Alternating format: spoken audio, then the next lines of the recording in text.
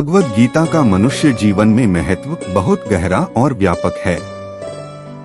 यह ग्रंथ जीवन के सभी पहलुओं को छूता है और मनुष्य को आत्मज्ञान, कर्तव्य, धर्म और मोक्ष का मार्ग दिखाता है। श्रीमद् भागवत गीता की बातों को अपनाने से जीवन संवर जाता है। इन बातों का अनुसरण करने से व्यक्ति के अंदर से क्रोध और ईर्ष्या की भावना खत्म होती है। आइए जानते हैं क्या वो चीजें जिसके बारे में श्री कृष्ण ने बताया है। श्रीमद् भागवत गीता में श्री कृष्ण कहते हैं कि किसी भी व्यक्ति की पहचान उसके शरीर से नहीं बल्कि उसकी आत्मा से करनी चाहिए। लोगों को शरीर से आरक्षित होने की जगह मनुष्य के भीतरी मन को समझना चाहिए। गीता सार में श्री कृष्ण ने कहा है कि हर इंसान को जन्म मरण के इस चक्र को समझ लेना चाहिए, क्योंकि मनुष्य के जीवन का मात्र एक ही सत्य है और वो है मृत्यु। जिस इंसान ने इस दुनिया में जन्म लिया है उसकी मृत्यु निश्चित है। ये समस्त संसार माया है, यहाँ सब कुछ नश्वर है। जिन वस्तुओं को हम सुख का स्रोत समझकर एकत्रित कर रहे हैं वो सदैव नहीं रहेंगे। असली सुंदरता, जिस शरीर को लोग सुंदर समझते हैं, मौत के बाद वही शरीर सुंदर क्यों नहीं लगता? उसे घर में ना रख कर जला क्यों दिया जाता है? जिस शरीर को सुंदर मानते हैं, जरा उसकी चमड़ी तो उतार कर देखो, तब हकीकत दिखेगी कि भीतर क्या है। भीतर तो बस रक्त, रोग, मल और कचरा भरा पड़ा है। फिर यह शरीर सुंदर कैसे हुआ? शरीर में कोई सुंदरता नहीं है। सुंदर होते हैं व्यक्ति के कर्म, उसके विचार, उसकी वाणी, उसका व्यवहार, उसके संस्कार और उसका चरित्र। जिसके जीवन में यह सब है वही मनुष्य इस दुनिया का सबसे सुंदर इंसान है और जमाना भी उसी का दीवाना है। गीता में लिखा है कि अगर किसी काम को करने में डर लगे तो याद रखना यह इस बात का संकेत है कि आपका काम वाकई में बहादुरी से भरा हुआ है। गीता में लिखा है कि नेत्र केवल हमें दृष्टि प्रदान करते हैं, परंतु हमें कब किस में क्या देखना चाहिए यह सब कुछ हमारी भावनाओं पर निर्भर करता है। श्री कृष्ण के अनुसार मनुष्य को स्वयं को ईश्वर में लीन कर देना चाहिए। ईश्वर के सिवाय मनुष्य का कोई नहीं होता है। इसके साथ ही यह मानकर कर्म करना चाहिए कि वह भी किसी का नहीं है। गीता के अनुसार भोग से मिलने वाला सुख क्षण भर का होता है, जबकि स्थायी आनंद त्याग में होता है। श्री कृष्ण कहते हैं कि सत्संग ईश्वर की कृपा से मिलता है, परंतु कुसंगति में भी मनुष्य अपने कर्मों से पड़ता है। व्यक्ति पहचान उसके आत्मा से होती है, यानी कि उसके कर्म और स्वभाव से होती है। अर्थात अच्छे कर्म करोगे तो अच्छे व्यक्ति कहलाओगे। एक बार की बात है, तैलंग स्वामी जो महान हिंदू योगी थे, उनको तंग करने के इरादे से एक व्यक्ति ने दूध के बदले पानी में चूना घोलकर स्वामी जी के दूध पीने के पात्र में रख दिया। स्वामी जी ने पात्र की ओर देखा तथा घोल को चुपचाप पी लिया। व्यक्ति सोचने लगा कि स्वामी जी ने चूने का घोल पी लिया है, अब उनके शरीर पर चूने का शीघ्र ही असर होगा। मगर यह देखकर वह हैरान हो गया कि उन पर तो कोई असर नहीं हो रहा, बल्कि अब उसका स्वयं का जी घबराने लगा। उसके मन में कई विचार आने लगे। अपने गलत कार्य की चिंता के कारण वह दर्द से तड़पने लगा। वह समझ गया कि यह स्वामी जी को तंग करने का परिणाम है। वह तुरंत स्वामी जी के चरणों में गिरकर माफी मांगने लगा। स्वामी जी ने पास ही रखी स्लेट पर चूने की खड़ी से लिखा, चूने का पानी मैंने पिया है और इसका परिणाम तुझे भुगतना पड़ रहा है। इसका एक ही कारण है और वह यह है कि हम दोनों के शरीर में एक ही आत्मा का वास है। यदि दूसरे की आत्मा को किसी भी प्रकार का कष्ट दिया जाए तो वह कष्ट स्वयं को भी भोगना पड़ता है। इसलिए दूसरों को कष्ट देने की कोशिश भी नहीं करनी चाहिए। स्वामी जी ने उस व्यक्ति के सिर पर हाथ रखा और उसका दर्द चला गया। उसने स्वामी जी से माफी मांगी और कहा कि अब आगे से वह किसी को तंग नहीं करेगा। यह साधारणतया देखा गया है कि यदि हम दूसरे को परेशान करने के लिए कोई गलत काम करते हैं तो उसका दुष्परिणाम हमें भुगतना ही पड़ता है। हमें बेवजह किसी को तंग नहीं करना चाहिए, क्योंकि जितना आप किसी दूसरे को परेशान करते हैं उससे अधिक दर्द प्रकृति आपको देगी। याद रखना, किसी दूसरे को कष्ट देकर प्राप्त किए हुए सुख की उम्र बहुत छोटी होती है। एक सफल व्यक्ति हमेशा कुछ अच्छा हासिल करने के लिए प्रेरित होता है, ना कि किसी को पराजित करने के लिए। दुख भोगने वाला आगे चलकर सुखी हो सकता है, मगर दुख देने वाला कभी सुखी नहीं हो सकता। जन्म से सभी मनुष्य समान होते हैं।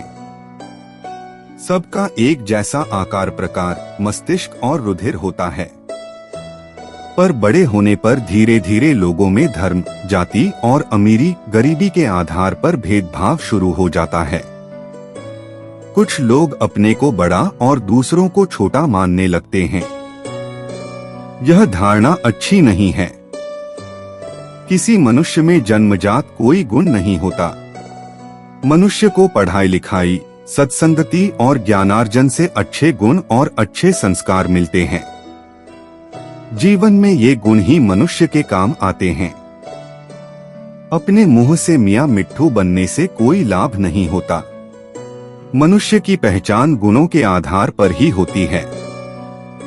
गुणों के बल पर ही वह जीवन में कुछ करने और कुछ बनने में कामयाब हो पाता है। इसलिए मनुष्य को जहां से भी हो और जैसे भी हो, सद्गुण और अच्छे संस्कार अर्जित कर अपनी पहचान बनानी चाहिए। जिंदगी में हम कितने सही हैं और कितने गलत हैं, यह केवल दो लोग जानते हैं, एक परमात्मा और दूसरी हमारी अंतरात्मा।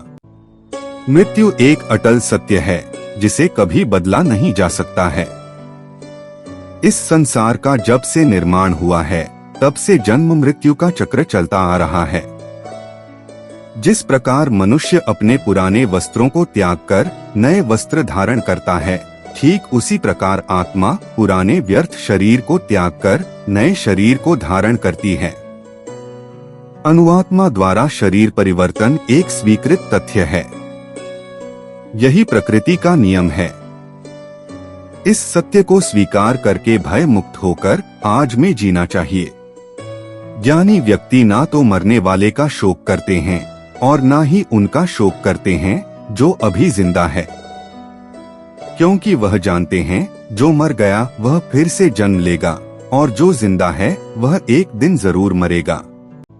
गीता सार में श्री कृष्ण ने कहा है कि हर इंसान को जन्म मरण के इस चक्र को समझ लेना चाहिए, क्योंकि मनुष्य के जीवन का मात्र एक ही सत्य है और वो है मृत्यु। जिस इंसान ने इस दुनिया में जन्म लिया है उसकी मृत्यु निश्चित है।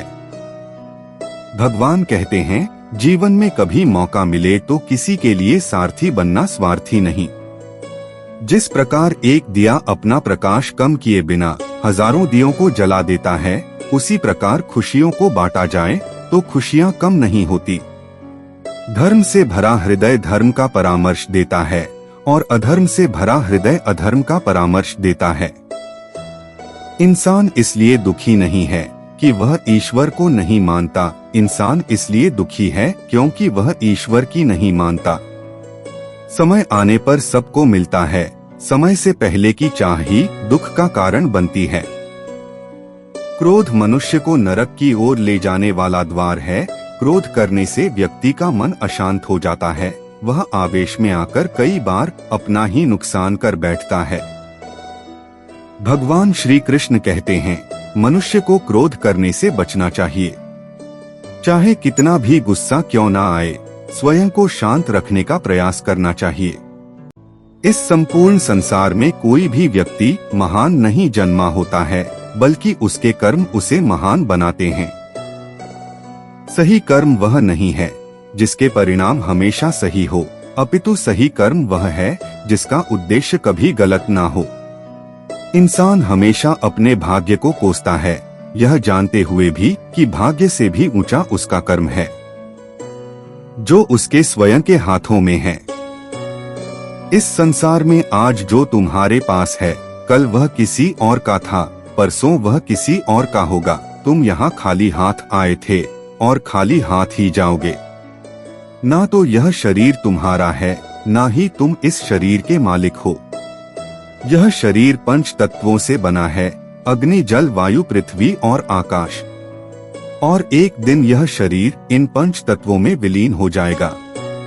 जो बीत गया उस पर दुख क्यों करना, और जो है उस पर अहंकार क्यों करना, और जो आने वाला है उसका मोह क्यों करना। प्रत्येक बुद्धिमान व्यक्ति को क्रोध और लोभ त्याग देना चाहिए, क्योंकि इससे आत्मा का पतन होता है। मनुष्य अपने हृदय से जो दान कर सकता है वह अपने हाथों से नहीं कर सकता, और मौन रहकर जो कुछ वह कह सकता है वह शब्दों से नहीं कह सकता। मन पर नियंत्रण रखना जरूरी है। मनुष्य का मन वायु की तरह चंचल है। यह मन ही है जो मनुष्य को काम वासनाओं की तरफ भटका रहता है। अगर जीवन को सफल बनाना है तो मन पर काबू करना बहुत जरूरी है।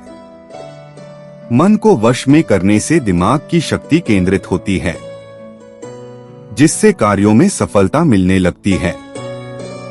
गीता के अनुसार जिस व्यक्ति ने अपने मन पर काबू पा लिया, उसने नियंत्रण करने की कला सीख ली है, तो वह मन में पैदा होने वाली बेकार की चिंताओं और इच्छाओं से भी दूर रहता है।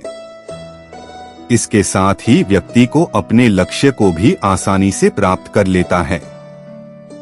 कहा जाता है मनुष्य का पतन का मुख्य कारण क्रोध ही होता है। गीता का मनुष्य जीवन में महत्व बहुत है। गीता हमें आत्मा, परमात्मा और सृष्टि के वास्तविक स्वरूप का ज्ञान प्रदान करती है। यह हमें समझाती है कि हमारा असली स्वरूप शरीर नहीं बल्कि आत्मा है, जो अमर और शाश्वत है। गीता सिखाती है कि हर व्यक्ति को अपने कर्तव्यों का पालन करना चाहिए। यह जीवन के विभिन्न क्षेत्रों में उचित कर्तव्य निर्वहन का महत्व बताती है, चाहे वह व्यक्तिगत हो, पारिवारिक हो या सामाजिक। गीता का एक प्रमुख संदेश यह है कि हमें निष्काम भाव से कर्म करना चाहिए, अर्थात फल की चिंता किए बिना अपने कर्तव्यों का पालन करना चाहिए। यह जीवन में सकारात्मकता और समर्पण की भावना को बढ़ावा देती है।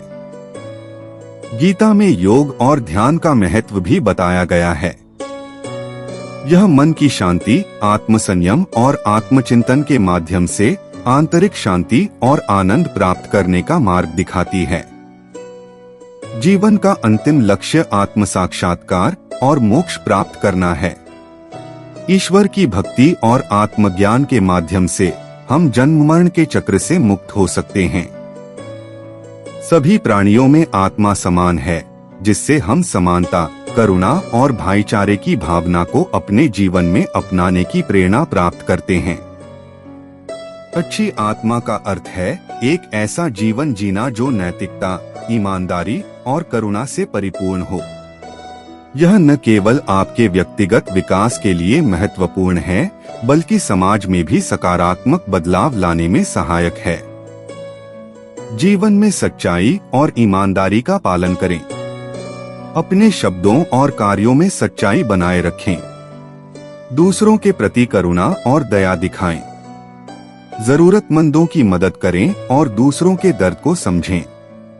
इंसान की पहचान 2 बातों से होती है, एक उसका किया हुआ सब्र जब उसके पास कुछ ना हो, और दूसरा उसका रवैया जब उसके पास सब कुछ है। सभी जीवों के प्रति अहिंसक रहें।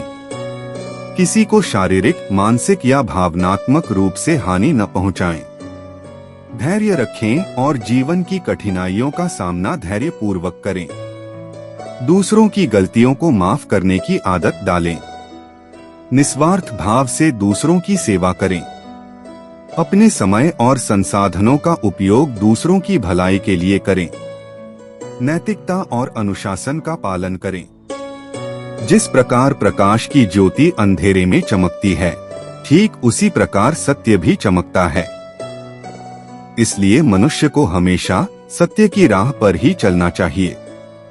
सत्य को कोई डरा नहीं सकता है, सत्य को कोई हरा नहीं सकता है। हमेशा सत्य मार्ग पर ही चले। अपनी इच्छाओं और वासनाओं पर नियंत्रण रखें। सभी को समान दृष्टि से देखें।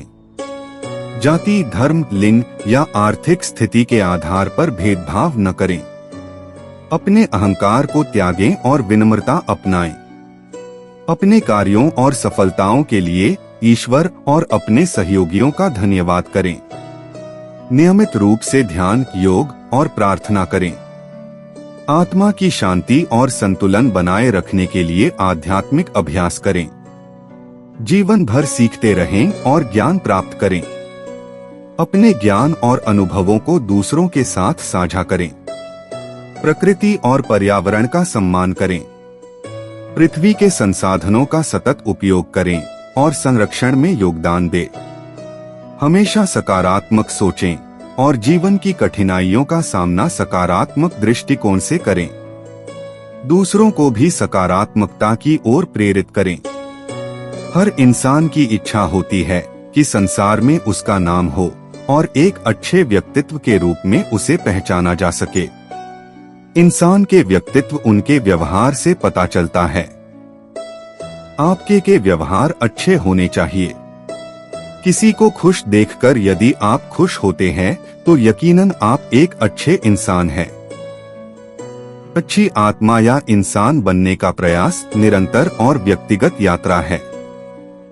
यह एक ऐसा मार्ग है जो आत्म साक्षात्कार, आंतरिक शांति और बाहरी सौहार्द को बढ़ावा देता है।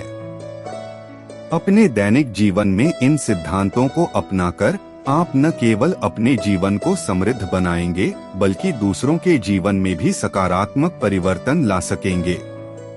दोस्तों, आशा है आपको वीडियो अच्छा लगा होगा, तो वीडियो को लाइक और शेयर करें। धन्यवाद।